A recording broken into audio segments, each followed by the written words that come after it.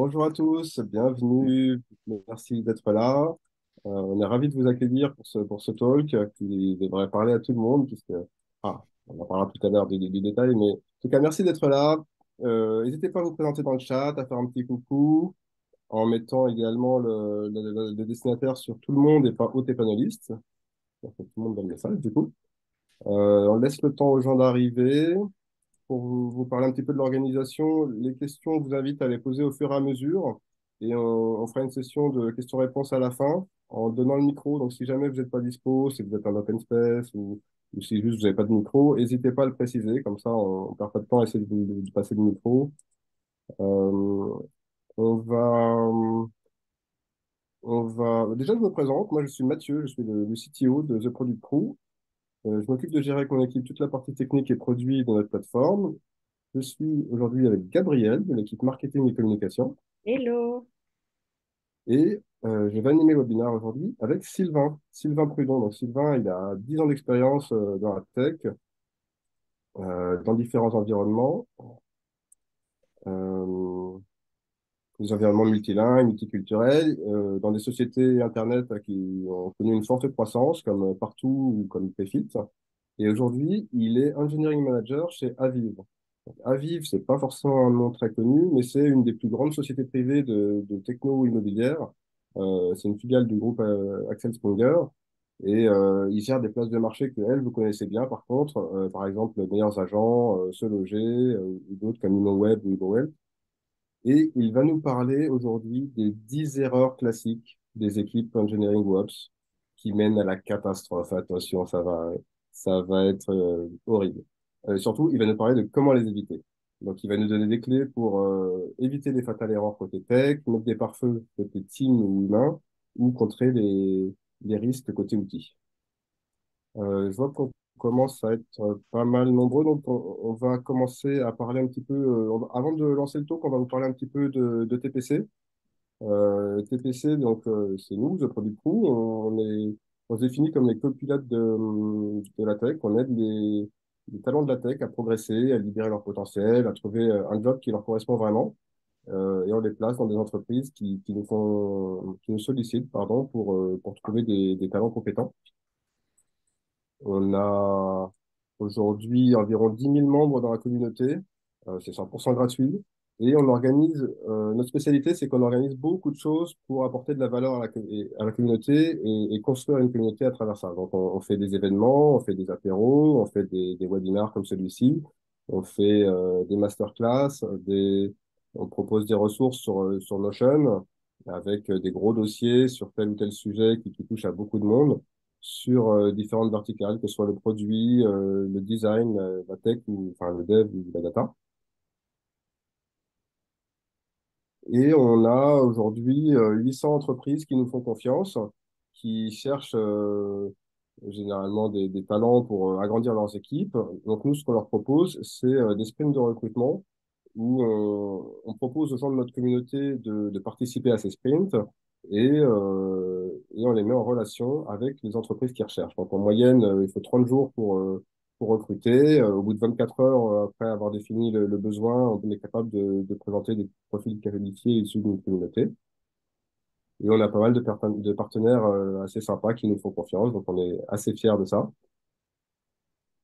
Pour nous rejoindre en tant que membre, le plus simple, c'est de prendre votre téléphone et de flasher le QR code qui s'affiche à votre écran à gauche.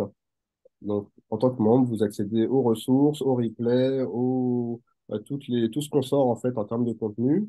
Et si vous voulez nous rejoindre en tant que recruteur pour étoffer votre équipe ou rentrer en contact par différents biais avec la communauté ou travailler votre marque employeur, vous flashez le QR code de droite. Voilà pour le petit auto-promo. Je vais passer maintenant le micro à Sylvain pour une superbe présentation sur les risques dans la tech. Avant ça, Mathieu, on va faire le petit slido aussi. Ah oui, effectivement, autant pour moi, j'ai oublié le Slido. Alors, pour commencer, le Slido, donc là aussi, vous aurez besoin de vos téléphones. On flash un petit QR code et on va vous poser une petite question dans un sondage qui est la suivante.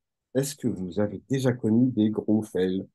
Puisque c'est un peu le sujet du moment.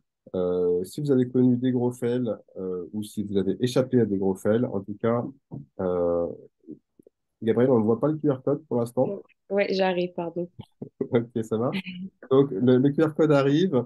euh, et voilà. Donc, le QR code est là. L'idée, c'est de voir un petit peu si ça vous est déjà arrivé, si vous n'êtes pas, si pas loin de la catastrophe et que vous avez réussi à vous en sortir, ou si vraiment vous avez pris un fail. Ça arrive. Des fois, on fait des boulettes. Des fois, il nous arrive des trucs et ça peut avoir des conséquences. Donc, ça commence à répondre. Oh, ça bouge beaucoup. Beaucoup de passer pas loin, j'aime bien. On laisse un petit peu de temps aux gens pour se manifester.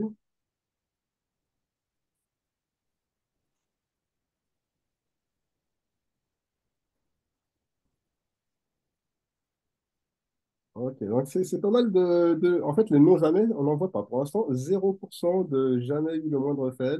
On a beaucoup de passés pas loin, beaucoup, on a 50-50, là, tout pile, entre passés pas loin ou oui, ça m'est déjà arrivé. Du coup, sur ces chiffres, je vais passer le micro à Sylvain pour sa présentation et qu'est-ce qu'on peut faire pour éviter les problèmes qui ne manquent pas d'arriver quand on vient de le voir. À toi, Sylvain. Yes, merci beaucoup Mathieu. Du coup, je vais partager mon écran et on va être parti. Alors, comme tu disais, un petit mot sur qui je suis. Tu l'as dit, ça fait 10 ans que j'évolue dans l'environnement technique. J'ai commencé sur du développement en Java et Salesforce chez Meilleurto. Et après, j'ai fait quelques boîtes, dont le Crédit Mutuel, Payfit, partout, avant de rejoindre Aviv sur une stack un peu particulière qui est le CRM Salesforce, qui est devenu ma spécialité. Donc, les exemples qui vont être présentés sont très tournés sur cette partie-là, sur la partie Salesforce.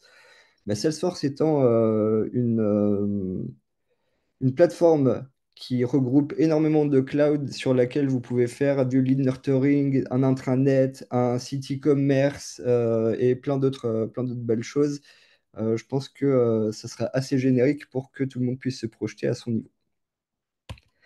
Donc les 10 erreurs tech qui peuvent ruiner le business. Alors ruiner, j'aime beaucoup. Alors c'est pas ruiner un booléen, c'est aujourd'hui ça va, demain rien ne va plus. C'est progressivement, c'est des choses qui font que bah, on va s'ajouter de la dette technique, de l'incompréhension, de l'inconfort. Et voilà, dans mes différentes expériences, j'ai essayé de trouver les 10 plus grosses. Pour ceux qui ne pourront pas rester jusqu'au bout, voilà la liste des 10. Il y en a 5 côté humain, il y en a 5 côté outils. Et pour ceux qui seront toujours là tout à l'heure, il y en a une en bonus. Mais ça, je la garde pour la fin. On va donc passer sur la partie outils. Sur la partie outils, moi, la première, c'est ma préférée. C'est quand on essaye de mettre en place de la policy autour du password. Donc, il faut changer son mot de passe tous les 3 mois ou sinon, on va mettre en place du MFA. Eh ben, ce que j'entends le plus souvent, c'est à cause du MFA, les gens perdent énormément de temps à se connecter. C'est chiant, il faut se connecter après 2 heures d'inactivité. On a 2000 mots de passe à gérer. Tu es sûr, faut vraiment changer celui-là tous les 3 mois ou sinon, toute l'équipe finance se connecte avec mon login et mon mot de passe, sachant que c'est un profil sysadmin. On commence à sentir que niveau sécurité, on n'est pas forcément très, très, très, très bon. Donc en effet, pourquoi il ne faut pas lâcher? Parce que le MFA, ce n'est pas pour vous en tant qu'utilisateur d'un outil que c'est important, c'est surtout pour les données qui sont à l'intérieur. Je disais tout à l'heure, moi je me suis spécialisé sur Salesforce, qui est un CRM. On a des grosses volumétries de données clients. On a le sirène, on a le SIRET, on a l'adresse, les raisons sociales, le nombre d'employés, le chiffre d'affaires, parfois les logins et les mots de passe quand c'est pas très bien fait en clair directement sur les fiches clients. Donc le MFA, c'est surtout pour protéger ces données-là, qui sont finalement le gagne-pain de toutes les entreprises. Et donc le résultat, si on arrive finalement à ne pas lâcher, c'est que le MFA, ça renforce à peu près de 80 à 90% la sécurité par rapport à un login mot de passe simple, parce qu'on évite et on se protège de toutes les attaques brute force, dichotomie, phishing, vol de mot de passe, etc., etc. En vol de mot de passe, évidemment, je prendrai l'exemple de Mireille de la Conta qui marque son mot de passe sur un post-it, qu'il glisse sous le clavier. Voilà, c'est pareil, niveau sécurité, il y aurait beaucoup de choses à dire là-dessus.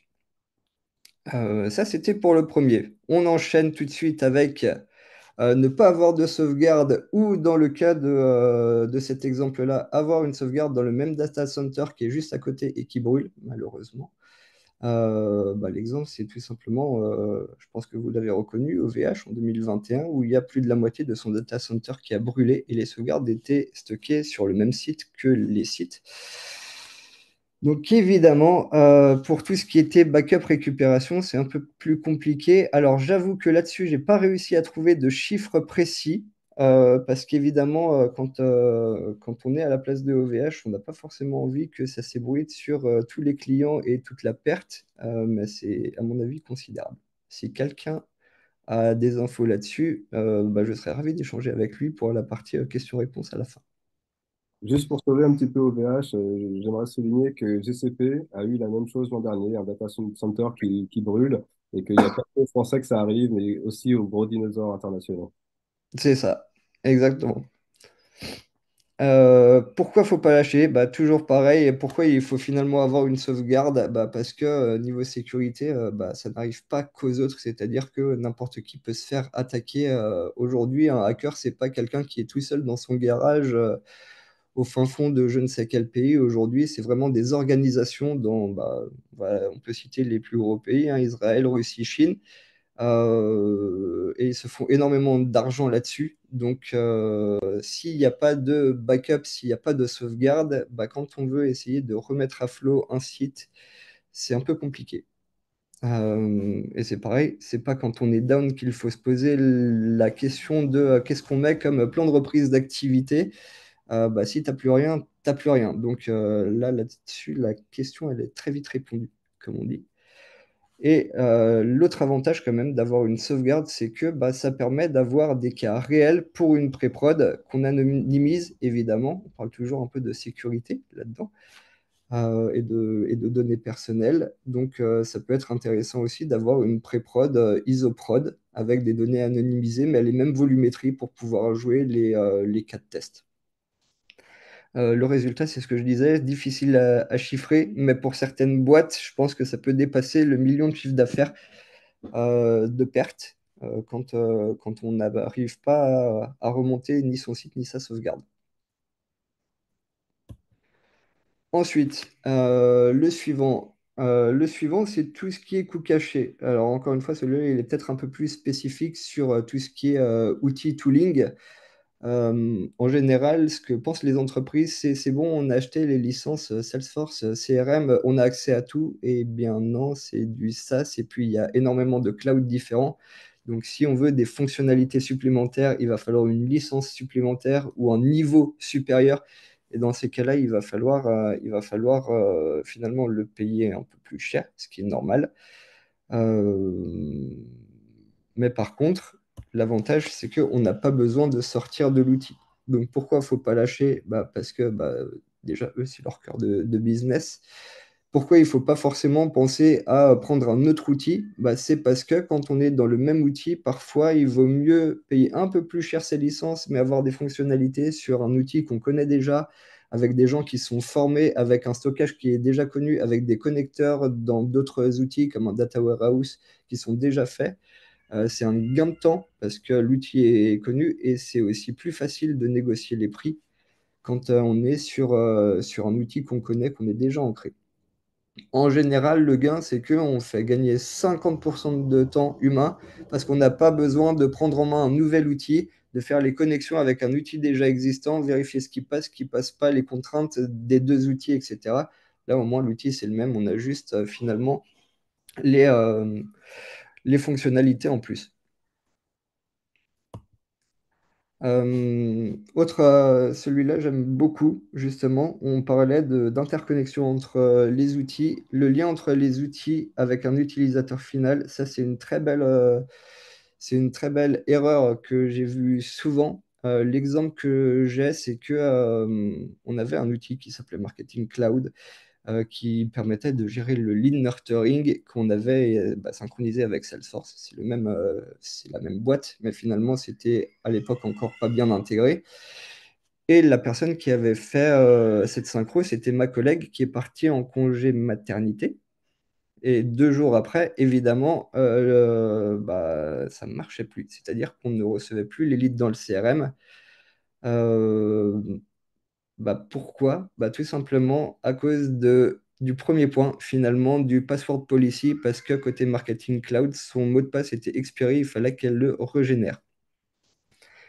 Euh, comment le faire? Ici, j'ai essayé de trouver une magnifique capture d'écran. Ça, c'était avant. C'est moi qui m'étais occupé de la synchro entre finalement notre CRM Salesforce et Slack.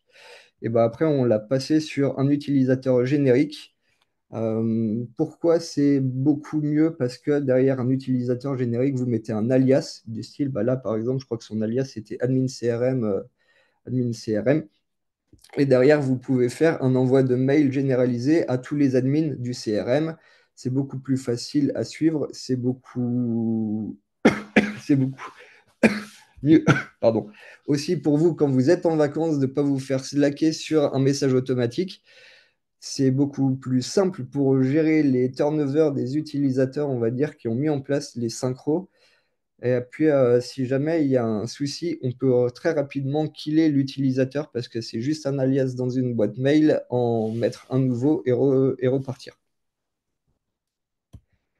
Un autre que j'ai souvent vu, c'était un nombre très fort d'admin système dans les outils. C'est-à-dire que quand les entreprises se sont lancées à 5, 10 utilisateurs, que tout le monde ait les droits admin, c'était pas forcément trop grave. Et puis les entreprises ont grossi, sont passées à 20, à 50, à 100, à 500 et pour certaines à plus de 1000. Et le nombre de sysadministrateurs, ça a augmenté aussi. Donc en général, ils sont passés à, c'est exactement le deuxième exemple, sur 500 utilisateurs, il y en avait plus de 50 qui étaient admin système, dont certains qui étaient head of sales, d'autres qui étaient consultants externes. Et en général, les réponses étaient on a donné les droits sysadmin à machin parce qu'il en avait besoin pour faire un export en masse. Il n'y a pas de stress, on est hyper care, on est hyper confiant, on travaille tous dans une bonne dynamique. Ça, c'est vrai quand on n'est pas très nombreux. À partir de 300, 400 collaborateurs, c'est déjà beaucoup plus difficile de comprendre comment est-ce que telle personne a quitté la boîte, si elle est partie en bon terme ou pas, si elle a les droits admin system, à n'importe quel moment, elle a pu faire un export de toute votre base. Donc, on essaye, pareil, de limiter aussi. Pourquoi il ne faut pas lâcher? Toujours pareil, pour tout ce qui est sécurité des accès, sécurité des données. Mais la question que je pose souvent, c'est est-ce que quand vous êtes 500 ou 1000 collaborateurs dans une entreprise, est-ce que vous laisseriez toute votre boîte avoir accès au compte bancaire de l'entreprise? Là, c'est pareil. Laisser presque tout le monde avoir les accès sysadmin sur un CRM avec de la donnée sensible qui est un outil central, il faut peut-être commencer à les limiter un peu. En résultat, qu'est-ce que j'ai eu, qu'est-ce que j'ai eu là-dessus? Pour passer de 50 systèmes admin à 10, ça m'a pris à peu près, allez, on va dire 4 à 6 mois, parce que il faut surtout beaucoup communiquer avec les personnes, parce qu'en général, elles ne comprennent pas pourquoi est-ce qu'on va leur retirer des droits. Et après, elles disent, oui, mais avant, ce que je faisais en 5 minutes, du coup, il va falloir que je vous demande à vous, et puis ça va prendre une journée ou 2 jours. Oui, c'est ça, mais ça fait partie de la sécurité et des outils et des données. J'ai terminé pour la partie outils. Maintenant, on va attaquer l'autre volet qui est finalement les erreurs côté humain. Alors, dans le côté humain, je n'ai pas mis tout ce qui était manque de budget ou mauvais recrutement. Ça, c'est plus des problèmes internes. C'est plus quand les personnes sont en place ou quand on les fait évoluer. Le premier souci que je remarque souvent, c'est que quand une entreprise grossit, les process derrière ne suivent pas forcément. C'est-à-dire que quand on a une équipe avec une dizaine ou une vingtaine d'ops et qu'il n'y a pas de process projet, qu'il n'y a pas de template, qu'il n'y a pas de documentation, qu'il n'y a pas de spec, qu'il n'y a pas de BPMN, on sent que les projets sont un peu compliqués à suivre et en général, c'est une équipe qui est beaucoup plus dans la réactivité parce qu'elle va plus répondre à un besoin qu'être dans la proactivité en se disant, bah voilà, le process, je le connais bien et du coup, j'arrive à prendre un peu de recul avec la demande qu'on est en train de me faire et je peux peut-être proposer autre chose. Donc pourquoi c'est important d'avoir des process clairs, justement pour passer de ce volet réactivité au volet proactivité. Ça permet de mieux gérer le suivi de la connaissance, toujours pareil, pour des raisons de turnover, pour des raisons d'équipe qui grossit très vite ou qui a besoin de grossir très vite. Mais aussi, ça donne une image plus sérieuse de l'équipe sur la prise en charge des sujets quand un projet est terminé, de faire un compte-rendu ou avant un projet, de faire une petite spec en disant, bon, bah, on va faire ça, ça, ça, ça, ça. Est-ce que c'est toujours votre besoin? Oui, d'accord. Et derrière, comme on sait et qu'on a bien compris le périmètre, on peut s'engager beaucoup plus facilement sur une deadline et sur une priorisation.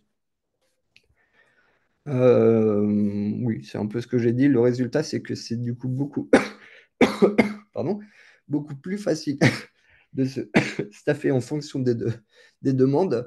On gagne énormément de temps au niveau de l'onboarding quand il y a de la documentation parce que on peut très bien dire, bah tiens, tu vas toucher telle partie, bah la doc, elle se trouve à tel endroit, tu lis, s'il y a quelque chose que tu ne comprends pas ou qui manque, on en parle, et puis ça nous permet en plus de mettre plus de détails dans la documentation, mais ça permet aussi de ne pas embêter chaque fois que ce soit un ops, un product manager ou un engineer, pardon, pour pouvoir savoir comment est-ce que ça fonctionne. Et pour les personnes qui perdent moins de temps, évidemment, enfin, qui sont déjà en place, elles perdent moins de temps à former les nouveaux. Équipe trop jeune, ça c'est pareil, équipe trop jeune et manager trop jeune. En général, c'est ce qu'on voit beaucoup en startup, c'est des entreprises qui ont grossi très vite, très fort. Et pour fidéliser, on propulse les personnes qui étaient là dès le début sur des rôles de head of ou sur des rôles de CTO. Je connais des boîtes où il y a un head of de 0 personne ou un CTO de 2 personnes, mais qui ne définissent pas les OKR de leurs équipes. C'est dommage. Pourquoi faut pas le faire? Parce que finalement, on évite de propager les mauvaises habitudes parce que bah, la personne qui était là au début, elle a fait des choses, peut-être qu'elle ne les a pas forcément très bien faites, mais en pensant, en évoluant sur ces postes-là, elle pense qu'elle le fait bien et qu'elle est légitime et du coup, elle va pouvoir propager finalement ce qu'elle a appris aux autres, mais si elle n'a pas forcément bien appris ou bien compris, eh ben, ça veut dire qu'il y a des lacunes sur elle, mais aussi sur toute l'équipe qu'elle va former. Ce qu'on remarque aussi, c'est que quand les personnes sont très jeunes, la première idée, c'est l'idée sur laquelle ils vont se focaliser. C'est ouais, pour faire ça, je vais le mettre dans tel outil. Et je vais pas forcément prendre le recul nécessaire pour me dire, est-ce que c'est vraiment dans tel outil qu'il faut le faire? Est-ce qu'il n'y a pas un autre moyen de le faire? Est-ce qu'il faut le faire? Tout simplement. Donc la première idée, c'est pas forcément la meilleure. Euh, L'autre point, c'est que bah, ça va avec finalement, c'est qu'avec l'expérience et ayant vu d'autres choses, que ce soit dans d'autres équipes, dans d'autres entreprises, on arrive à prendre du recul beaucoup plus facilement. Et finalement, quand on a un head-off qui a un head-off, un CTO ou des engineering managers, engineering directeurs qui ont un peu d'expérience, bah, on a des personnes qui sont beaucoup plus légitimes face à l'équipe. Le résultat que j'ai vu, c'est que à cause d'un mauvais finalement head-off, en 6 mois, il y a une équipe qui a diminué de moitié et l'ambiance générale, elle a été un peu plombée parce qu'ils ne se mettaient pas à la place des gens, parce qu'ils ne comprenaient pas, parce que c'était dans une start-up et du coup, l'hypercroissance a fait que la personne était trop jeune, elle a été catapultée sur ce poste-là et les projets, elle ne les comprenait pas. On demandait beaucoup de changements, une grosse prise de recul et ça n'a pas suivi derrière. Donc finalement, juste pour un mauvais placement de personnes dans une hiérarchie, on peut plomber très facilement une équipe. Celui-là, il va un peu avec, c'est ne pas connaître son environnement, ne pas connaître son outil, ne pas finalement comprendre les contraintes des utilisateurs qu'on va manager. On a toujours fait comme ça marchait très bien hier. Ou, moi, enfin, le dernier, c'est une des phrases qui a fait que je suis parti d'une entreprise. C'est quand on m'a dit, j'ai parlé au CTO vendredi et je lui ai dit qu'on allait migrer toute notre back-office, donc une base de données en MongoDB avec 2,5 millions de records dans Salesforce. Il était super chaud. Là, je me suis dit, bah, c'est que cette personne-là, elle n'a pas bien compris ce qu'était finalement Salesforce. Elle ne connaît pas les contraintes de l'outil, elle ne nous a pas demandé avant. Et c'est là où, dans ma tête, j'ai fait, poum, ok, c'est bon, je m'en vais. C'est plus pour moi. Je veux pas être responsable, je veux pas être responsable de ça, je veux pas être dans ce carnage-là. Pourquoi faut pas lâcher? Pourquoi c'est important finalement de connaître ses outils et ses contraintes? Parce que ça permet aussi de comprendre les difficultés que rencontre notre équipe au quotidien. Et ça permet aussi bah, ce qu'on peut faire ou pas tout simplement avec un outil. Et donc, derrière, bah, enfin, derrière, il y a une remise en cause de la légitimité de la personne qui est à ce niveau-là. Le résultat, bah, pour moi, ça a été un peu les deux, frustration de l'équipe et démission. Voilà. Dans cet ordre-là, sachant que la démission est venue une demi-seconde après la frustration. Euh, pour faire simple. Ensuite, ne pas cleaner ou archiver ses données. Alors là, c'est pareil. Problématique qu'on rencontre souvent côté outils, côté CRM. Même si avec des plans, on peut acheter finalement plus de place, bah, à force d'avoir de la donnée trop vieille, on se retrouve parfois à envoyer des mails à des anciens clients, des personnes qui ne sont plus clients depuis 5 ans. Donc, c'est pas forcément très, très cool. Ou sinon, ce qu'on avait eu aussi, c'est une personne qui était montée en grade finalement dans l'automobile. Elle était cliente depuis longtemps. Elle avait commencé, bon, je peux peut-être dire les marques, chez Fiat. Et puis, quelques années après, elle était passée chez Jaguar Land Rover. C'est vrai que quand on lui envoie un mail pour lui présenter la nouvelle Fiat Panda, sachant qu'il roule en Land Rover maintenant et que c'est peut-être plus forcément le type de produit qu'elle cherche, ça nous fait un peu passer pour des guignols. Pourquoi il ne faut pas lâcher? Parce que le stockage dans le CRM notamment, c'est quelque chose qui coûte cher, alors qu'aujourd'hui, il y a de très bonnes bases d'archives qui coûtent beaucoup moins cher. Comme je disais, on passe beaucoup moins pour des guignols auprès de nos clients si jamais on arrive à bien comprendre les besoins et à bien comprendre nos clients. Et finalement, ça nous permet d'avoir des KPI beaucoup plus propres et beaucoup plus pertinents aussi. Je crois que c'est mon dernier point sur la partie humaine.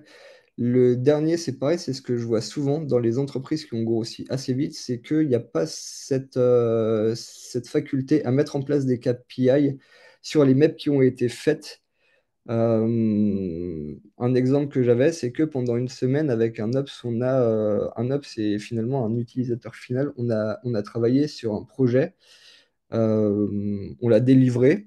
Pour nous, c'était bon, mais on s'est rendu compte un mois après que la feature, elle n'était pas utilisée parce que bah, tout simplement, il y a pas eu de demande, il n'y a pas eu de remarque. On ne s'est pas intéressé à savoir si les utilisateurs finaux, ils avaient pris en main cette feature, s'ils avaient des choses à ajouter, s'ils rencontraient des difficultés à l'utiliser ou pas. Et pourquoi c'est important finalement de mettre ça? Parce que ça nous permet d'apprendre de nos erreurs. Ça nous permet aussi de montrer qu'on n'est pas simplement des pisseurs ou des pisseuses de code ou juste des personnes qui sont là pour mettre en place ce qu'on nous demande, mais qu'on s'intéresse quand même à ce que l'on fait, à l'impact que l'on a sur les équipes pour savoir bah, ce qu'on a mis pour, je ne sais pas, l'équipe BDR. Bah, potentiellement, si ça marche bien, on pourrait peut-être mettre ça ailleurs sur une autre équipe.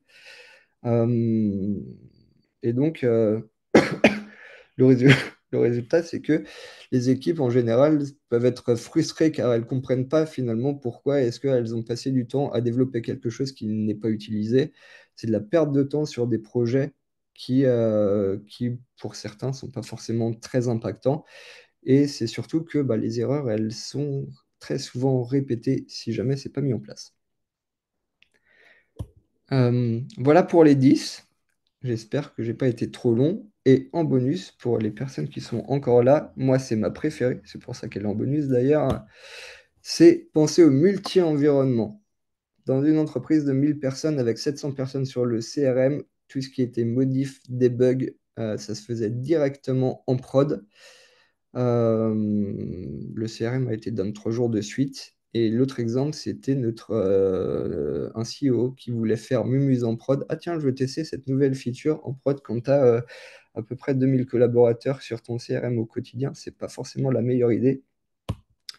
Donc pourquoi faut pas lâcher? Bah, parce que on évite, en faisant tout en prod, finalement, on prend beaucoup moins de temps à tester. Et puis après, si on fait tout en prod, on a 20 000 comptes qui s'appellent test 1, test 2, avec des machins. Et du coup, c'est pareil, ça nous plombe nos reports. Ça permet d'avoir une prod beaucoup plus clean, ça permet de s'impliquer beaucoup plus dans les livrables. Et toujours pareil, mon point préféré, c'est la sécurité. Ça permet de siloter les accès admin, les droits. Ça ne me gêne pas que le CEO ait les droits admin sur un environnement de développement ou une sandbox personnelle juste à lui. Ça m'embête beaucoup plus quand il a les droits en prod directement.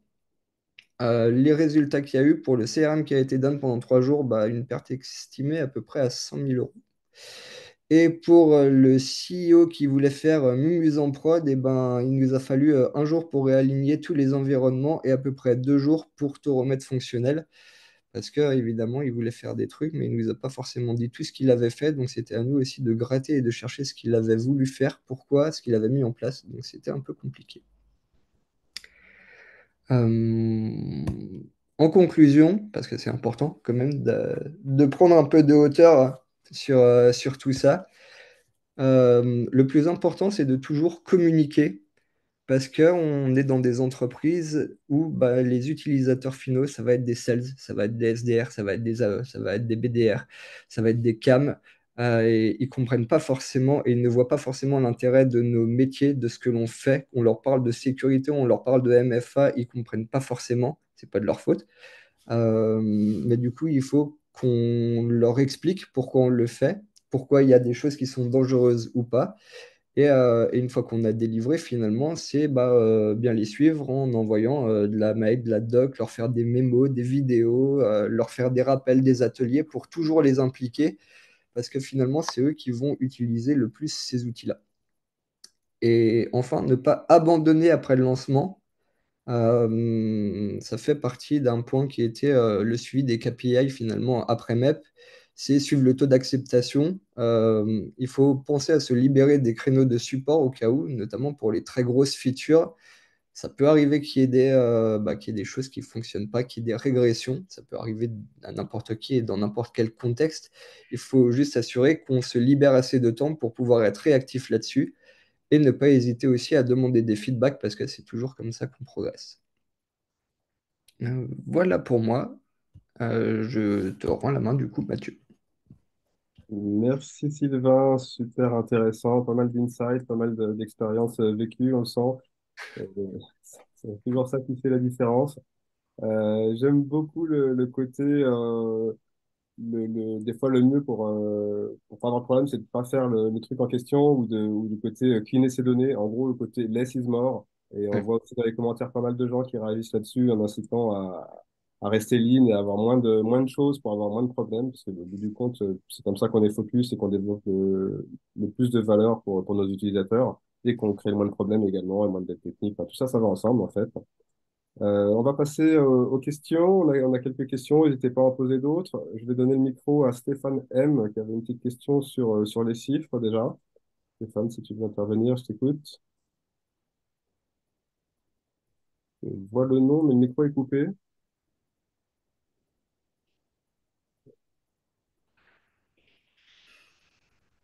Bon, je vais poser la question parce que j'ai l'impression qu'il y a un petit problème technique.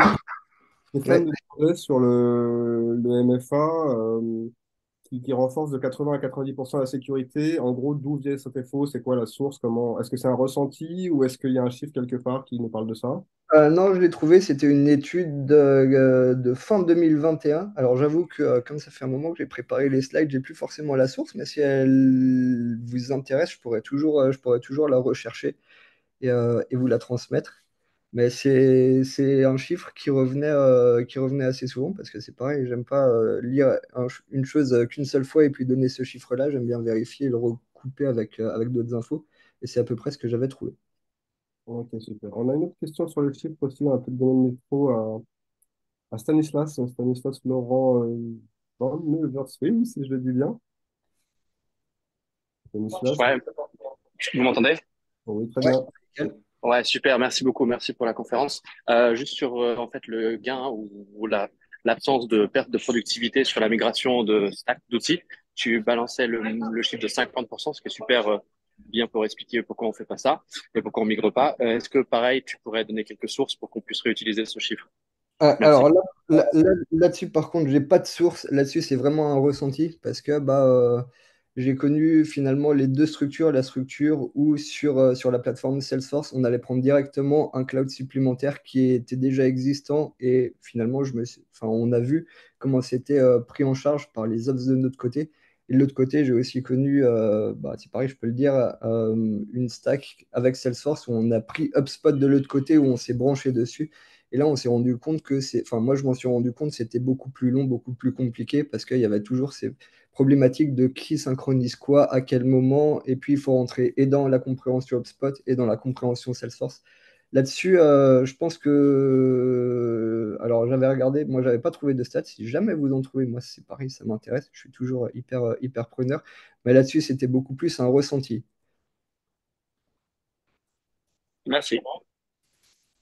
Merci Sylvain. On va passer à une question de Sébastien Kalb sur le CEO qui fait Mumuse. Ouais. Sébastien, si tu es avec nous, on est chaud pour avoir ta question en live. Je crois qu'il est plus là. Il n'est plus là. Bon, la question, c'était, à part démissionner, évidemment, est-ce qu'il y a des outils pour empêcher le CEO de faire des bêtises? Par exemple, autoriser de violer le process parce qu'il faut shipper là. Enfin, c'est comme ça qu'il a exprimé sa question. Mais en gros, qu'est-ce qu'on a comme garde-fou contre quelqu'un qui est assez haut placé dans la hiérarchie et qui commence à faire des bêtises sur notre outil? Alors, le seul rempart que j'ai, alors à part démissionner, c'est vrai, c'est-à-dire qu'à force de faire Mumus, il y a un moment, vous, ça vous amuse plus de finalement réparer ou essayer de comprendre ce qu'il a voulu faire et qu'il veut pas entendre que c'est pas bien, faut pas le faire. Bah, c'est clair que vous n'avez pas forcément d'autres alternatives.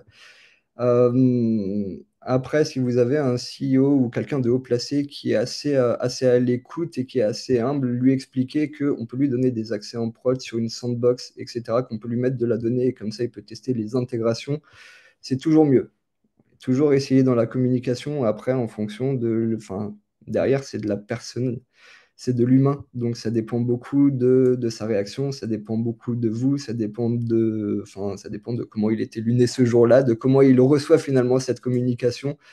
Il y en a qui acceptent de jouer le jeu et de dire oui, moi tu peux me retirer les droits admin, j'en ai rien à faire. De toute façon, le CRM, j'y vais une fois tous les 3 mois. Du moment que je peux encore voir mon dashboard, les droits admin, ils ne servent pas à grand-chose. Là-dessus, en général, on est content, on se dit ouais, c'est gagné, on a déjà gagné une licence et une qui est importante. Et puis si on arrive à gratter celle-là, après, ça nous donne aussi des arguments pour essayer de gratter les autres à des échelons inférieurs. Mais s'il veut vraiment garder ses droits admin, malheureusement, comme on dit, c'est lui le chef, c'est lui qui vous paye. Donc, donc j'ai pas trop d'alternative à ça. Moi, j'en ai une à proposer, c'est justement, pour rebondir avec ce que tu viens de dire à la fin, c'est lui qui nous paye. Le truc qui marche le mieux en général, c'est de parler au porte-monnaie.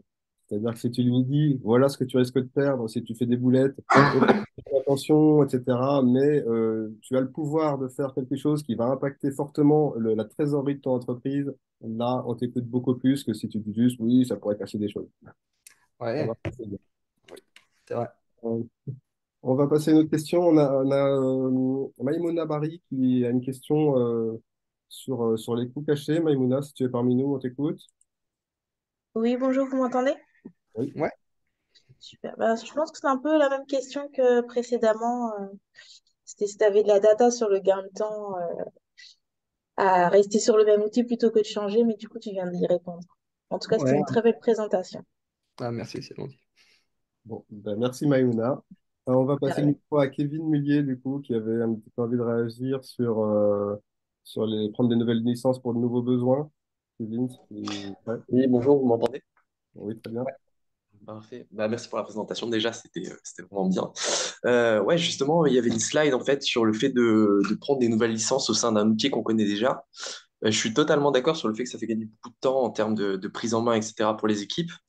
Maintenant, je sais pas, hein, je demande un peu, mais est-ce que ça peut pas être intéressant de regarder un peu ce qui se fait ailleurs si on a des fonctionnalités précises ou par exemple des connecteurs entre plusieurs de nos partenaires ou de nos outils qui peuvent être plus intéressantes pour nous? Est-ce que ça peut pas être aussi, dans le fond, un gain de temps parce que finalement, ça ne demande pas de développer de nouvelles choses enfin, chez l'outil en question. Alors, moi, j'aime bien limiter au maximum les connecteurs parce qu'au niveau des synchros, je sais que parfois, il y a des contraintes, que ce soit au nombre d'API qui sont passés. Sur Salesforce, par exemple, il y a une contrainte sur le nombre d'API calls sur les 24 heures glissantes. Donc, on ne sait jamais au niveau des synchros, quand on essaie de gratter au niveau des outils, on a souvent du mal à avoir ce genre d'infos.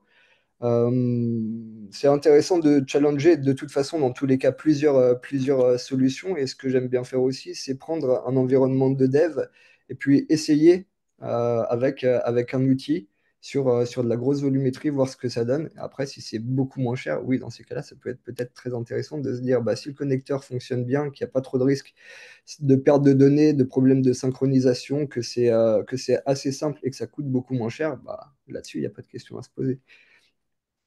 Ça marche, bah, merci beaucoup. C'est- Et c'était super, ce bon niveau présentation. J'ai bien aimé. Merci. Merci Kevin, c'est très sympa. On a une nouvelle question de Benoît Pironnet sur les outils pour l'organisation des équipes IT. Benoît, si tu es parmi nous, on t'ouvre notre micro. Voilà, Benoît, pas Benoît. Oui, bonjour. Bonjour. Oui, j'avais une question, c'est au niveau des différents périmètres des équipes et des responsabilités, est-ce que vous utilisez un cadre de travail justement qui permet de faciliter le partage d'informations entre le dirigeant, le product et les équipes IT? Euh, c'est- Est-ce qu'on utilise réponse de Normand, oui et non, ça dépend des entreprises, ça dépend de comment elles se structurent, ça dépend de comment elles décident de mettre, enfin, où mettre finalement quelles équipes. Si je prends l'exemple côté CRM, le CRM Salesforce, je l'ai connu côté CTO, je l'ai connu côté Ops, je l'ai connu côté finance. Il y a du bon, du mauvais dans chaque. Comment est-ce qu'on communiquait? Bah, après, c'est beaucoup finalement de canaux Slack, notamment en général pour tout ce qui est startup, en disant bah, voilà ce qu'on va faire, voilà comment ça marche, etc. Après, c'est beaucoup de gestion de projet. Et là-dessus, des outils de gestion de projet, il y en a un paquet. Ça peut être Jira, ça peut être plein de choses. Ok, merci. Au niveau des méthodologies, du type un peu l'agilité, le Scrum, le Safe, ce genre de choses, est-ce que vous les utilisez Euh, ou pas spécialement? Si, enfin, les organisations sont vraiment toutes différentes. Du coup, c'est pas évident de faire une réponse unique. Euh, D'accord, ok. Après, c'est vrai que quand déjà tu arrives à mettre en place, enfin, si je donnais l'exemple de Jira qui est un très bon outil, mais déjà quand on arrive à avoir un Jira unifié, le partager à l'entreprise en disant, bah voilà, dans tel sprint, on va mettre telle chose, ça leur donne aussi un peu de visu. Si derrière, vous avez la chance d'avoir des PM qui font un peu ce lien entre le côté product, le côté outil qui gère un peu ça, ça aide pas mal finalement à donner cette vision côté transverse. Super, merci beaucoup. Merci Sylvain. Moi, j'avais une question aussi pour toi sur, en gros, à quel moment de la croissance d'une boîte est-ce que tu verrais qu'on met en place tel ou tel garde-fou? Tu disais, il y a des problèmes plus ou moins urgents en gros, selon la taille de l'entreprise, certaines pratiques ne vont pas être des problèmes. Mais qu'est-ce qui serait pour toi le déclencheur pour tel ou tel aspect de, ça y est, il faut vraiment passer au next step et quitter ce mode un peu bricole de la petite étape? Euh, je vais reprendre les mots de quelqu'un qui s'appelle Stanislas Paulet, qui a bossé chez Payfit, qui faisait un webinar et qui disait l'équipe Ops, on est des pirates. C'est-à-dire qu'on aime beaucoup toucher à beaucoup de choses, essayer par nous-mêmes jusqu'à ce que ça casse, etc. Ma vision, c'est jusqu'à quelle taille d'entreprise tu acceptes d'avoir des pirates à ton bord. C'est un peu ça. C'est-à-dire, il y a des entreprises où on va dire, une cinquantaine d'utilisateurs, ils vont se dire, oh là là, on touche de la donnée extrêmement sensible. Du coup, il faut qu'on passe par des utilisateurs génériques, du MFA, etc., etc. Parce que ça va être des sujets secret défense ou ce genre de choses. Il y en a d'autres qui vont pouvoir continuer de croître comme ça jusqu'à 1000, 1500 personnes sans trop de problèmes. Et puis à un moment, se dire, bon, bah là, on a quand même pas mal de collaborateurs, on commence à se poser les questions. Ça dépend beaucoup, pour moi, de la donnée que tu as chez toi, de ton domaine. Euh, et puis et après, je sais pas, enfin, là-dessus, j'ai pas forcément d'échelle, mais dans tout ce qui est startup où il y a énormément de clients, énormément d'acteurs qui vont intervenir, c'est vrai qu'en général, le basculement, on le sent aux alentours des 400-500 utilisateurs.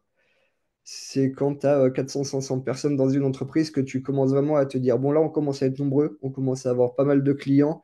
Ça serait bien d'arrêter de faire les synchros directement avec les utilisateurs finaux parce que ça peut être une fois sur deux. Ça serait pas mal de mettre ça, ça serait pas mal de faire des rapports, ça serait pas mal de faire des KPI. Et en général, enfin, pour le moment, je l'ai senti à peu près sur cette volumétrie-là de collaborateurs. Ok, ok, très clair, merci. Ça me paraît un peu tard parce qu'on est quand même déjà gros, gros, gros quand on est 400-500. Mais ok, c'est... En général, à 400-500, c'est la prise de conscience. Il faut le faire. Mais je suis d'accord avec toi, ça serait bien parfois que la prise de conscience arrive avant. Parce que le temps que les actions suivent, bah, tu passes de 400 à 600. Et du coup, c'est beaucoup plus difficile. Bah, c'est ce que je disais tout à l'heure. Quand j'ai dû passer de 50 systèmes admin à 10, bah, ça m'a pris beaucoup de temps parce qu'il a fallu que je réaligne le droit de toutes les personnes, les profils, les rôles, que je vois qui a le droit de faire quoi, pourquoi il en a besoin. Et bah, moins tu es nombreux, plus ça va vite, et plus tu es nombreux, et plus tu galères. Surtout quand tu es, tout seul ou qu'on se dit que le projet n'est pas forcément si important que ça parce que ça tourne très bien, ce qui est souvent le cas côté CRM. Mais oui, le mieux, c'est de le faire le plus tôt possible. Merci beaucoup. On va arriver au bout du webinaire. N'hésitez pas à nous donner un petit retour sur le truc de commentaires, une note sur 5 sur ce que vous avez pensé du talk et des feedbacks. On est toujours preneurs et ça fait toujours plaisir. Euh, le replay devrait être disponible dans la journée sur notre chaîne YouTube. Et on a un prochain live très bientôt, donc restez connectés. Merci Sylvain. Je te donne le mot de la fin, du coup, si tu as envie de rajouter quelque chose, un conseil, une idée, une recommandation, whatever. Euh, Kevin est moi, libre. j'ai une question, c'est déjà au niveau du Slido. Qu'est-ce que ça donne au niveau des chiffres? Est-ce qu'on a eu quelqu'un qui a répondu non? Ça peut arriver. J'espère quand même que ça arrive, qu'il y a des endroits aussi bien faits. Personne n'a répondu non. Oh là là. Bon. Mais et entre oui et je suis passé très proche, C'est toujours le oui qui prime, c'est toujours le oui qui prime. à plus Ouais. de 60%.